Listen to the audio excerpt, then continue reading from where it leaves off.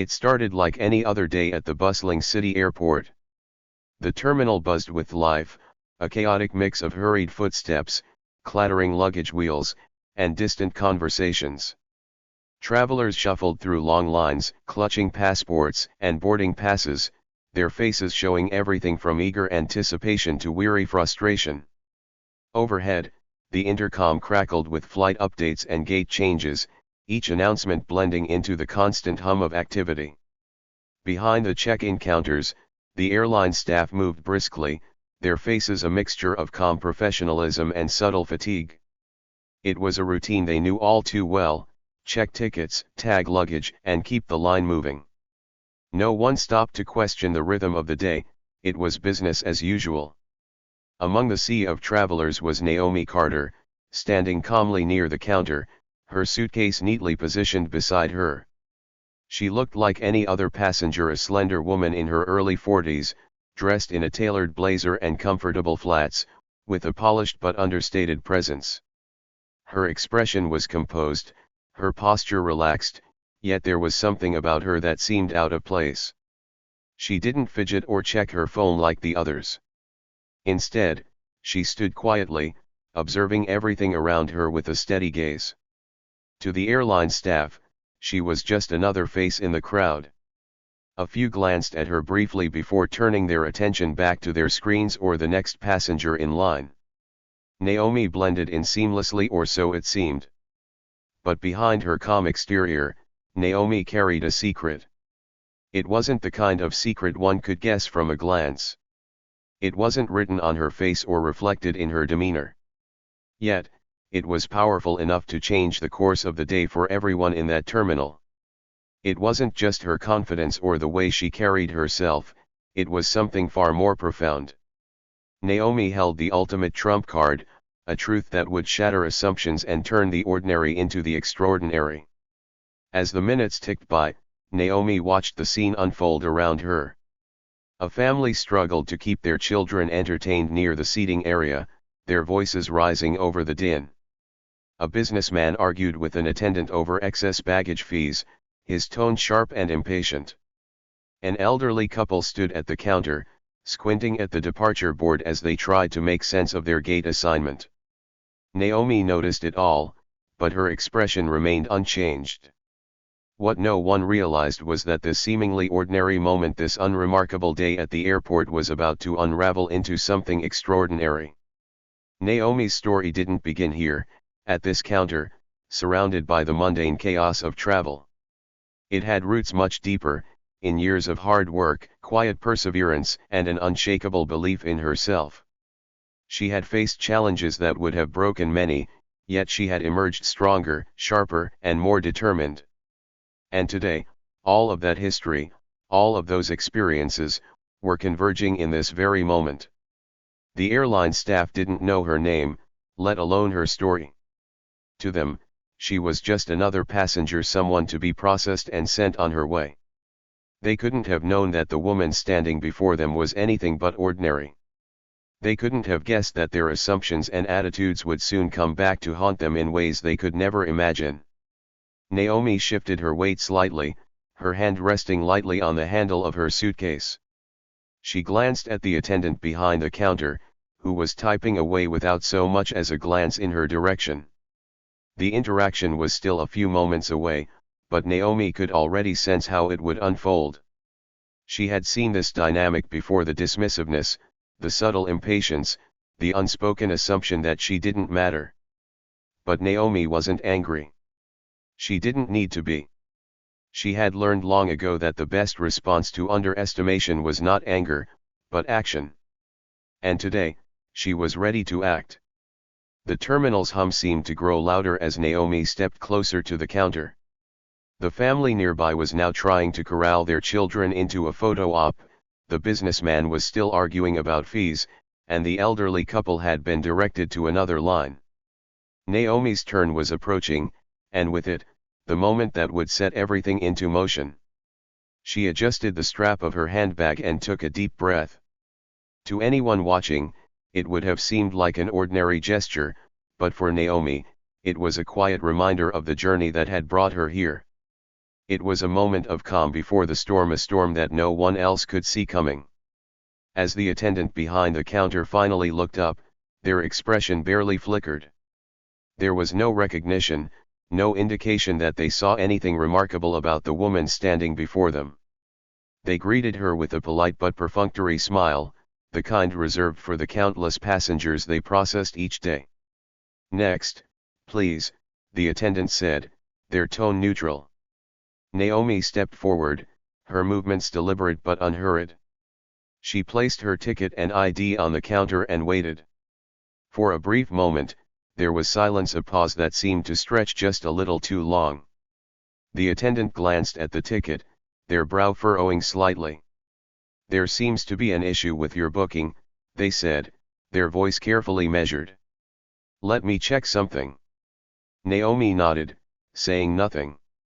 She knew better than to rush the moment. Patience was one of her greatest strengths, and today, it would serve her well.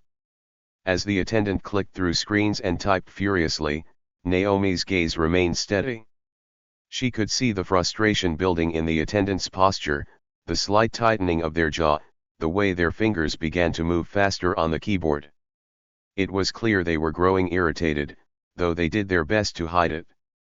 After a few moments, the attendant looked up, their smile strained. "It seems there's a discrepancy with your reservation.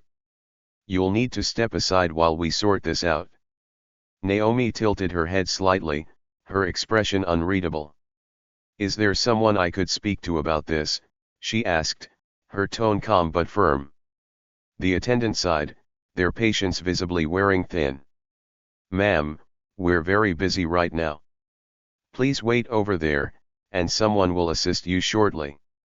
Naomi's lips curved into a faint smile, just enough to suggest that she wasn't surprised.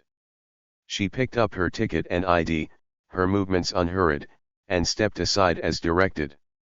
But even as she moved away from the counter, she wasn't retreating. Far from it. For Naomi, this was just the beginning. The stage was set, the players were in position, and the clock was ticking. What happened next would depend on how the staff chose to respond, but one thing was certain, this was a day they would never forget. And as Naomi stood there, watching the scene unfold around her, she couldn't help but feel a quiet anticipation. Because while the airline staff might not have known who she was, they were about to find out. And when they did, everything would change. This ordinary day was about to become anything but. Naomi Carter stood quietly by the counter as the minutes passed. She observed the rhythm of the staff, the hurried gestures, the clipped tones of their voices, and the way they interacted with each traveler. It was a delicate balance of efficiency and indifference, a mask of politeness that cracked at the edges when passengers became too demanding or impatient. Naomi didn't demand attention. She didn't need to. Her presence, though understated, was magnetic in its quiet confidence. But for now, she remained a passive observer, watching as one interaction after another played out. A young woman approached the counter with a baby on her hip, her face lined with exhaustion. "Excuse me," she said, her voice strained, "I think there's been a mistake with my seat. I requested a bassinet for my baby, but it's not showing on my ticket." The attendant at the counter barely glanced at her. "You'll have to speak with someone at the gate," they replied curtly, already turning their attention to the next passenger. The woman blinked, as if unsure how to respond. She hesitated for a moment before stepping aside, her shoulders slumping. Naomi watched her walk away, her baby fussing softly in her arms. It was a small moment, barely noticed by anyone else in the terminal, but it stuck with Naomi. She had seen this kind of behavior before: the casual dismissal, the lack of empathy. It wasn't malicious, but it was telling. These interactions weren't about the passengers, they were about getting through the day with as little friction as possible. Naomi turned her attention back to the counter. Another traveler had stepped forward, a man in his 50s with a deep tan and an expensive-looking watch. He placed his ticket on the counter and leaned in slightly, his tone dripping with entitlement. "I'm in first class," he said, his voice loud enough for those nearby to hear. "I need this handled now." The attendant's demeanor changed instantly. Their posture straightened, their tone softened, and a polite smile appeared on their face. "Of course, sir," they said, typing quickly into their computer. "Let me take care of that for you." Naomi's eyes narrowed slightly. It was a subtle shift, but it spoke volumes. Respect and attention were given freely to those who demanded it or to those who fit a certain image. As the man walked away, satisfied, Naomi stepped forward again. Her ticket still had not been resolved, but she had waited long enough. "Excuse me," she said, her voice calm but firm. "Is there an update on my reservation?" The attendant glanced at her, their expression neutral. "I told you before, ma'am, we're very busy. Please wait for someone to assist you." Naomi held the attendant's gaze for a moment longer than necessary, her expression unreadable. Then, with a slight nod, she stepped back. She didn't argue. She didn't push. But as she walked away from the counter, there was a quiet determination in her stride. Naomi found a seat near the counter, positioning herself where she could observe without being noticed. Her mind was already working, piecing together the dynamics of the staff and their interactions. She noticed how the attendants' tones shifted depending on who they were speaking to. Politeness for some, impatience for others. A smile here, a sigh there. Patterns emerged, subtle but consistent. Naomi filed them away, each observation adding to the picture she was building in her mind. Across the terminal, the young mother with the baby was now sitting on the floor near the gate, her back against the wall. The baby was crying softly, and the mother looked utterly defeated. Naomi's gaze lingered on her for a moment before shifting back to the counter. Another passenger had approached a teenager traveling alone, judging by the oversized backpack and the nervous energy radiating off her. She handed her passport to the attendant and stammered something about needing help with her connecting flight. The attendant barely hid their impatience. "You'll need to speak to someone at the gate," they said, their tone clipped. The teenager nodded quickly, mumbling a thank you before hurrying away. Naomi watched her disappear into the crowd, her steps uncertain. It was all too familiar. The ones who needed the most help were often the ones overlooked or dismissed. And those who carried themselves with entitlement or authority were rewarded with attention and accommodation. Naomi crossed her legs and leaned back slightly in her chair. She wasn't angry, anger wasn't her style. But there was a quiet fire in her eyes now, a spark of something that had been ignited by what she had seen. She pulled out her phone and began typing a message, her fingers moving with purpose. The clock was ticking, and Naomi was ready to set her plan into motion. Naomi didn't need to shout or make a scene to command attention. Her power lay in her ability to act with precision and intent. Every move she made was deliberate, calculated to achieve a specific result. She sent a single email to a contact in the airline's regional office, marked urgent. The message was simple, concise, and carried an unmistakable weight. Within minutes, Naomi received a response. The regional manager would be arriving shortly. Naomi put her phone away and crossed her arms, her expression calm. She didn't need to pace or fidget, she knew the wheels were already in motion. Meanwhile, the scene at the counter continued to unfold as it always had. Passengers came and went, each interaction blending into the next. The staff worked with practiced efficiency, unaware that the dynamic was about to shift dramatically. Naomi stayed where she was, waiting. Her patience was one of her greatest assets, and she knew how to use it. It wasn't long before a man in a sharp suit appeared in the terminal. He moved with purpose, his eyes scanning the crowd until they landed on Naomi. His expression shifted immediately, a mix of recognition and deference. "Ms. Carter," he said, approaching her with an outstretched hand. "I wasn't expecting you here today." Naomi stood and shook his hand, her posture radiating quiet authority. "Thank you for coming,"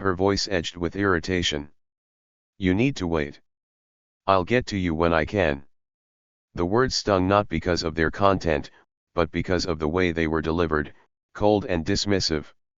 Around her, Naomi noticed other passengers being helped with warm smiles and polite tones. A businessman in a tailored suit received an apology for a minor inconvenience. A young couple with matching backpacks got directions to their gate, complete with a cheerful "Have a great flight." But for Naomi, there was no such courtesy. Her presence seemed to be an inconvenience, a problem to be brushed aside as quickly as possible. Naomi stepped back from the counter, her expression calm but contemplative. She wasn't one to react impulsively. Years of experience had taught her the value of observation, of patience. And so, she stood quietly, taking in the scene around her. Naomi's position in line had given her a front row seat to the rhythm of the counter staff. It didn't take long for her to notice the pattern. A man in his 50s approached the counter next. He wore a crisp blazer, his silver watch catching the light as he placed his ticket on the counter. "I'm in first class," he said, his tone carrying the kind of authority that brooked no argument. Cynthia's demeanor shifted instantly. Her posture straightened, and a professional smile appeared on her face. "Of course, sir," she said, her fingers flying across the keyboard. "Let me take care of that for you right away." The man nodded curtly, clearly satisfied with the response. He was gone in less than a minute, his issue resolved efficiently and without fuss. Naomi watched as the interactions continued. A young woman in yoga pants and a designer handbag received an offer to upgrade her seat for a small fee. A frazzled father traveling with 2 young children was given extra snacks and a friendly pat on the shoulder. But when a teenager approached the counter, her oversized backpack slung over one shoulder, the warmth evaporated. The girl fumbled with her words, her nerves evident as she tried to explain her concern about a connecting flight. Cynthia barely hid her impatience. "You'll need to talk to someone at the gate," she said dismissively, already turning her attention to the next passenger. The teenager nodded quickly, mumbling a thank you as she hurried away. Naomi's eyes narrowed slightly. The contrast was stark and telling. Respect and attention were not given equally, they were meted out based on arbitrary judgments of worthiness. Naomi approached the counter a second time, her patience still intact but her resolve hardening. This time, she spoke to a different attendant, a younger man named Eric whose nametag was slightly askew. "Excuse me," Naomi began, her tone polite but firm. "I believe there's been a mix-up with my ticket. I'd appreciate it if you could look into it for me." Eric glanced up briefly, his expression indifferent. "What's the issue?" he asked, his tone bordering on disinterest. Naomi explained again, laying out the details clearly and concisely. But as she spoke, Eric's attention drifted. He nodded absently, his eyes flicking toward a colleague who was waving him over. "Just a moment," he said, holding up a finger as he walked away without waiting for her response. Naomi stood there, the seconds stretching into minutes. She glanced around, noticing the curious glances from other passengers. Her calm exterior didn't falter, but inside, a quiet determination was building. When Eric finally returned, his tone was brusque. "Look, ma'am," he said, echoing Cynthia's earlier words. "We're really busy right now. If it's not urgent, you'll need to wait until we've dealt with the other passengers." Naomi tilted her head slightly, her gaze steady. "I understand that you're busy," she said, her voice even. "But I've been waiting for quite some time now, and my issue hasn't been addressed." Eric sighed, running a hand through his hair. "Fine," he muttered, typing something into the computer. After a moment, he frowned and shook his head. "You'll need to speak with someone at the gate," he said, his tone dismissive. Naomi nodded once, stepping back again. She didn't argue. She didn't raise her voice. But as she walked away, there was a quiet resolve in her stride that hadn't been there before. Naomi found a seat near the counter, her position giving her a clear view of the staff's interactions. She observed in silence, her mind cataloging each exchange, each slight, each moment of casual indifference. The young mother with the baby, who had been brushed aside earlier, was now pacing near the gate. Her child was crying, and she looked utterly exhausted. No one offered to help. A man with a thick accent struggled to make himself understood, his frustration growing as the staff responded with exasperated expressions and clipped tones. And then there was the elderly woman in a wheelchair, left waiting at the edge of the counter for someone to assist her. Several staff members walked past without a glance. Naomi's jaw tightened imperceptibly. These weren't isolated incidents. They were part of a larger pattern, a culture of indifference that had taken root among the staff. But what the staff didn't realize was that Naomi wasn't just another passenger. She wasn't someone who could be brushed aside or ignored.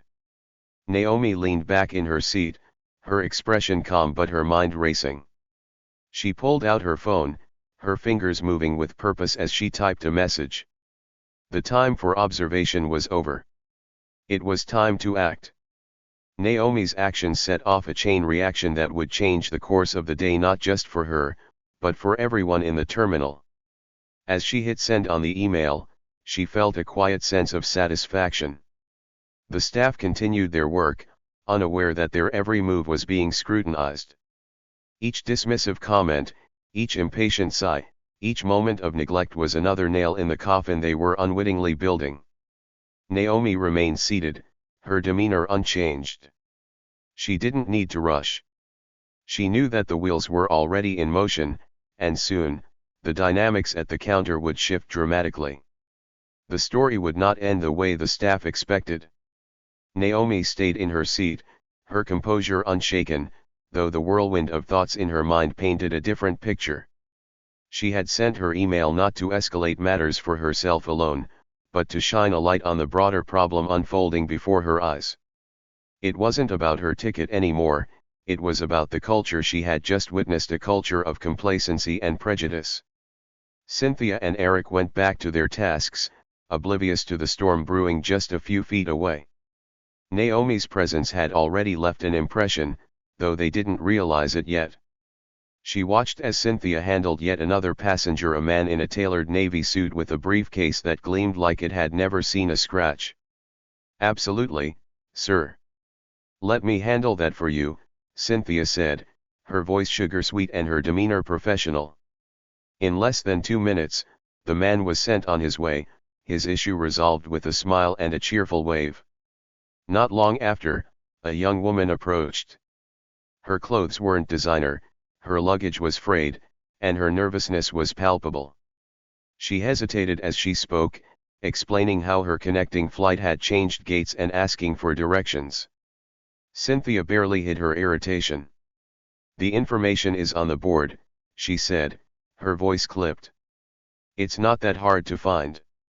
The young woman apologized profusely, ducking her head as she left. Naomi's stomach churned. The blatant double standard was undeniable, and the staff wasn't even trying to hide it. Miles away, a soft ping broke the quiet hum of an office. In a sleek, glass-walled room at the airline's headquarters, James Larson, the regional manager, glanced at his screen. The email's subject line caught his attention immediately: "Urgent." James opened the email, his eyes narrowing as he read. The words were calm yet commanding, concise but loaded with meaning. Naomi had detailed her experience and the troubling patterns she had observed, not just as a frustrated traveler but as a stakeholder determined to uphold the values the airline claimed to represent. He didn't waste a second. Within moments, James was on his feet, grabbing his coat and keys. "Cancel my afternoon meetings," he told his assistant. "I need to get to the airport." Back at the terminal, Naomi's patience hadn't wavered. She noticed a shift, though a subtle ripple in the atmosphere. Staff who had previously ignored her now cast occasional glances in her direction. Some whispered among themselves, while others seemed uneasy. Eric, who had brushed her off earlier, walked past her seat. His pace slowed slightly as he glanced her way, but he quickly looked away when Naomi met his eyes. Meanwhile, Cynthia continued her work as though nothing was amiss. She handled a steady stream of passengers, her tone varying from polite and friendly to indifferent and curt, depending on who stood before her. Naomi's phone buzzed in her hand. It was a reply to her email. "Thank you for bringing this to our attention. I am en route to the terminal now. Please remain where you are. James Larson." Naomi allowed herself a small smile. Things were about to change. 15 minutes later, the first sign of James Larson's arrival came not from the man himself but from the ripple effect his presence created. A junior attendant, wide-eyed and breathless, hurried to Cynthia's side, whispering in her ear. "What do you mean, he's here?" Cynthia hissed, her voice low but sharp. The junior attendant glanced toward the main entrance, where James had just walked in. Dressed in a crisp suit, his expression a mix of calm authority and quiet irritation, he moved with purpose. Passengers parted instinctively as he strode through the terminal, his sharp gaze sweeping over the counters and seating areas. Cynthia stiffened, her earlier bravado evaporating. She turned toward Eric, who was fiddling nervously with his computer. "Why is he here?" she whispered. "I don't know," Eric muttered, avoiding her gaze.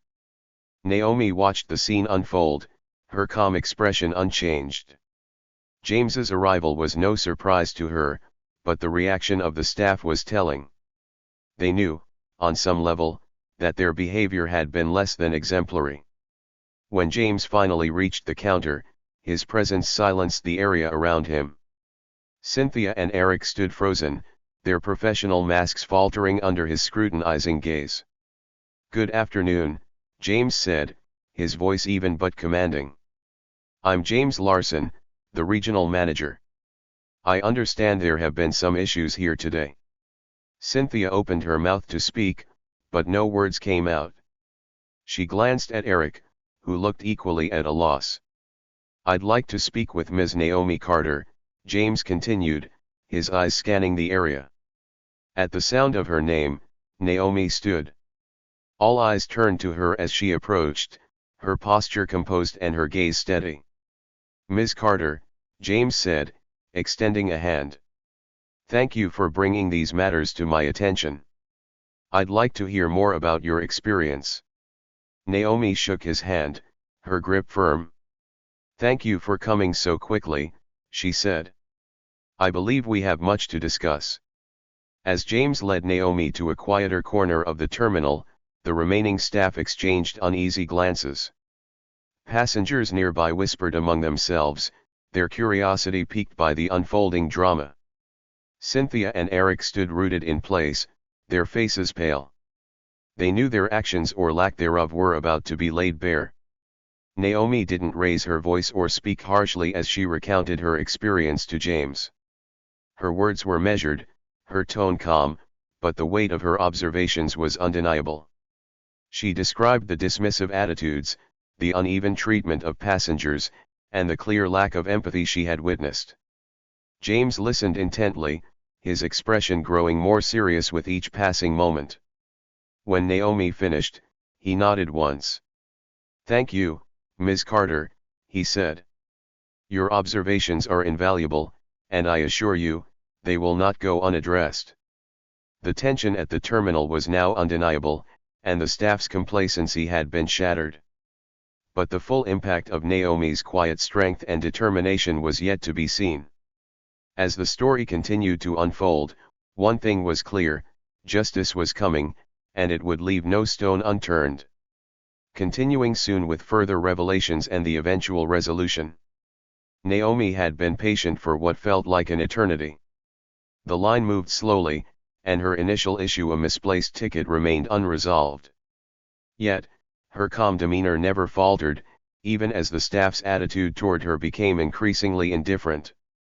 Things took a turn when a well-dressed man, clutching a designer bag, walked briskly up to the counter, bypassing the line entirely. His tone was loud and entitled, his complaints filling the air before anyone could respond.